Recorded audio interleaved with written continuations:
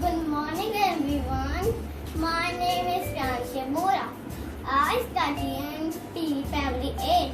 Today we recite the poem on birds. Start it. Little bird, do you know?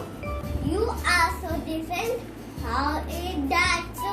I have to eat my food to eat. Unlike you, I have no teeth. I have feathers, soft and light. My wings and tail help me to fly. And the end of the day, when we want to rest, I come back home to my nest. Thank you.